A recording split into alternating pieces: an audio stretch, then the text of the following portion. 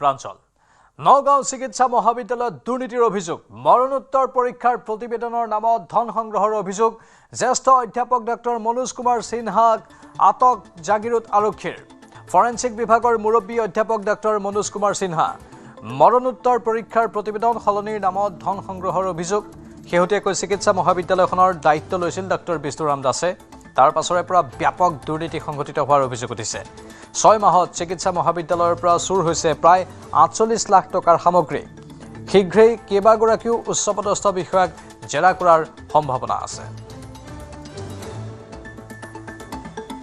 হেৰে ক'ব বিচাৰো যে আমি আমাৰ এজন সিনিয়ৰ ডক্টৰ এজন প্ৰফেসৰ ডক্টৰ মনোজ কুমাৰ সিনহা আমাৰ ফৰেনচিক ডিপাৰ্টমেণ্টৰ নগাঁও মেডিকেল কলেজৰ তেওঁক আজি আমি এৰেষ্ট কৰিবলগীয়া হৈছে পোনপ্ৰথমে মই নগাঁও আৰক্ষী বিভাগক বিশেষভাৱে ধন্যবাদ জনাব বিচাৰিম যুটীয়াভাৱে আমি এই অভদ্ৰ লোকজনক আমি ট্ৰেক কৰি আছিলোঁ আৰু বহু অভিযোগ আজি প্ৰায় 3 মাহ দিন ধৰি আহি আছিলে কিন্তু অভিযোগ আহে হয় আৰু ইমান নিকৃষ্ট মনোবৃত্তিৰ এটা কাম যে কোনোবাই কৰিব পাৰে আপোনালোকে ভাবক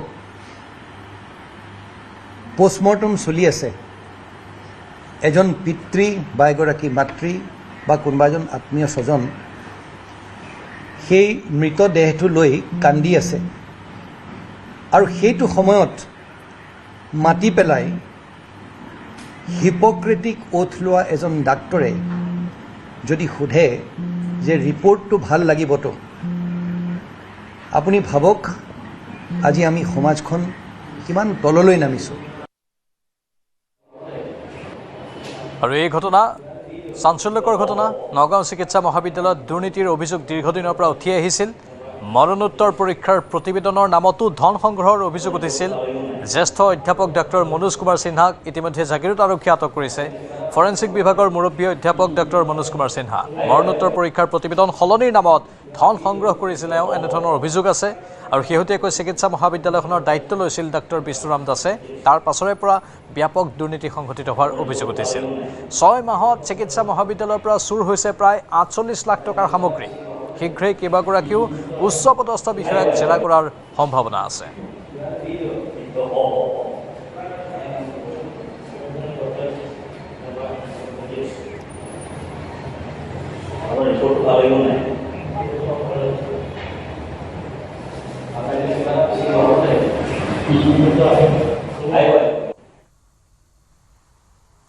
মাজুলীৰ মানিক বৰবায়নলৈ 2026ৰ বিষ্ণুৰাভা বঁটা ক্ষমা কৰিব সত্ৰীয়া সংস্কৃতিৰ সাধক মানিক বৰবায়ন বিশিষ্ট চিত্ৰশিল্পী মধুসূদন দাসলৈও 2026ৰ বিষ্ণুৰাভা বঁটা বিশিষ্ট সাহিত্যিক গীতা উপাধ্যায়লৈ 2026ৰ সতী সাধনী বঁটা মহম্মদ শামছুদ্দিন আহমেদলৈ 2025 বৰ্ষৰ আজান পীৰ বঁটা আজান পীৰ ৰাষ্ট্ৰীয় বঁটা আকাশবাণী আৰু দূৰদৰ্শনৰ নিয়মীয়া শিল্পী মহম্মদ শামছুদ্দিন আহমেদলৈ মাননীয় মুখ্যমন্ত্ৰী ডাঙৰীয়াই বঁটা প্ৰদান কৰিছে এই বঁটাত আছে অংগবস্ত্ৰ শৰাই প্ৰশস্তি পত্ৰ আৰু 3 লাখ টকা বিষ্ণুপ্ৰসাদ ৰাভা হৈছে অসমীয়া জাতিৰ স্বাভিমান আৰু মৰ্যাদাৰ প্ৰতীক যাৰ সৃষ্টিৰাজিয়ে আমাক যুগে যুগে অন্ধকাৰ ফালি পোহৰৰ পথ দেখুৱাই আহিছে ৰাভা দিৱসৰ পবিত্ৰ দিনটোত এই বৰ্ষত আমাৰ চৰকাৰে অসমীয়াৰ সুযোগ্য সন্তান বিশিষ্ট নৃত্যশিল্পী শ্ৰী মানিক বৰবায়ন বিশিষ্ট চিত্ৰশিল্পী শ্ৰী মধুসূদন দাসক যুটীয়াভাৱে ৰাজ্যিক পৰ্যায়ৰ বিষ্ণুৰাভা বঁটাৰে সন্মানিত কৰিছে ইয়াৰ লগতে সাহিত্যৰ পথাৰখনত নিৰল সাধনা কৰা বিশিষ্ট সাহিত্যিক পদ্মশ্ৰী বঁটাৰে সন্মানিত শ্ৰীমতী গীতা উপাধ্যায়ক সতী সাধনী বঁটা আৰু সাংস্কৃতিক সমন্বয়ৰ সাধক বিশিষ্ট শিল্পী মহম্মদ শামছুদ্দিন আহমেদক ৰাষ্ট্ৰীয় পৰ্যায়ৰ আজান পীৰ বঁটা প্ৰদান কৰি আমাৰ চৰকাৰ কৃতাৰ্থ হৈছে মই এই চাৰিওগৰাকী মহান সাধকলৈ ৰাজ্যবাসীৰ হৈ গভীৰ শ্ৰদ্ধা আৰু অভিনন্দন জনাইছোঁ লোক পৰম্পৰা কলা সংস্কৃতি আৰু সাহিত্যৰ পথাৰখনত নিৰল সাধনাৰে অসমীয়াৰ মুখ উজ্বলোৱা স্বনামধন্য ব্যক্তিসকলক ৰাষ্ট্ৰীয় ৰাজ্যিক পৰ্যায়ৰ বিভিন্ন বঁটাৰে সন্মানিত কৰাৰ যি পৰম্পৰা ৰক্ষা কৰি অহা হৈছে সেয়া দৰাচলতে ৰাভাদেৱৰ আদৰ্শৰে গুণীৰ মূল্যায়ন কৰাৰ এক বিনম্ৰ প্ৰয়াস। শিৱসাগৰৰ দিখৌমুখত বিষাক্ত ভালুকি মকৰা উদ্ধাৰ। থানামুখৰ এজন লোকে উদ্ধাৰ কৰে বিষাক্ত ভালুকি মকৰাটো বিনয় চেতিয়া নামৰ এজন লোকৰ ঘৰৰ পৰা উদ্ধাৰ কৰে। শিৱসাগৰ বন বিভাগক অৰ্পণ কৰে এই ভালুকি মকৰাটো। ভালুকি মকৰাই কামোৰাত ইতিমধ্যেই অসুস্থ হৈছে বহু লোক।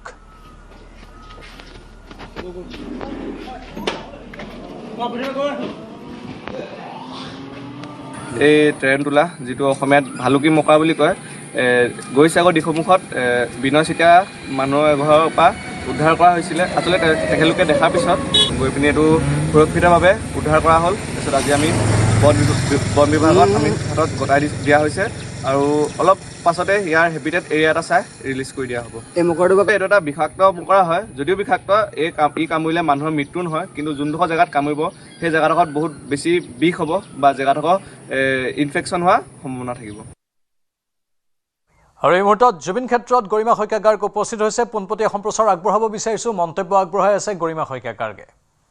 একো এজন ঘৰৰ সদস্য নহয় জানো, গতিকে কোনোবাই জুবিন গাৰ্গৰ নিচিনা এক সত্তাক আমি যেতিয়া আমাৰ যদি কোনোবা ঘৰৰ পৰিয়ালৰ কোনোবা হেৰাই যায়, আমি জানো তেওঁক সদায় কাৰণে পাহৰি যাব পাৰোঁ? 9 মাহ হ'ল, এবছৰ হ'ল বুলি আমি জানি পাহৰি যাব পাৰোঁ? গতিকে সেই আৱেগ, সেই অনুভৱ সদায় থাকিব, গোটেই অসমীয়াৰ প্ৰাণত থাকিব। আৰু জুবিনৰ প্ৰতি হওক, শ্ৰদ্ধাৰ ভূপেন মামাৰ প্ৰতি হওক, বা কলাগুৰুৰ প্ৰতি হওক, ৰূপ কোঁৱৰজনৰ প্ৰতি হওক, সকলোৰে ক্ষেত্ৰত এইটো হ'ব। এনেকৈ সকলোৱে ওলাই আহিব। এনেকৈ যদি মচি পেলোৱাৰ বা কিবা এটা যদি এনেকুৱা মানে কি বুলি ক'ম, এনেকুৱা ধৰণৰ যদি কিবা দেখে তেওঁৰ প্ৰতি নিগেটিভ কিবা এটা হোৱাটো, তেতিয়াহ'লে প্ৰতিজন অসমীয়াই নিজৰ সেইটো অনুভৱ কৰি ওলাই আহিব সদায়। এয়া জুবিন ক্ষেত্ৰৰ পৰা পোনপটীয়া সম্প্ৰচাৰ আগবঢ়ালোঁ।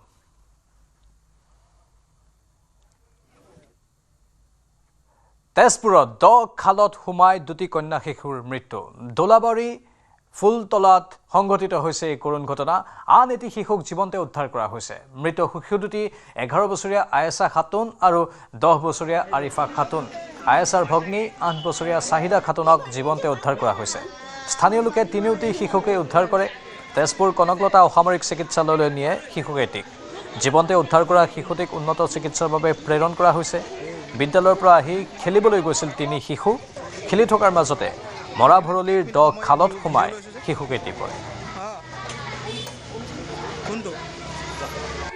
স্কুলৰ পৰা আহিছে, আহি কাপোৰ চাপোৰ খুলি আহি আছিলে, তেতিয়া নদী চাটি আহি আছে, তেতিয়া পৰি গৈছে গাঁতৰ ভিতৰত। কোনো উঠা কোনো আহিলে, এটা মৰি গৈছে। আইছা সেইটো চাৰিটা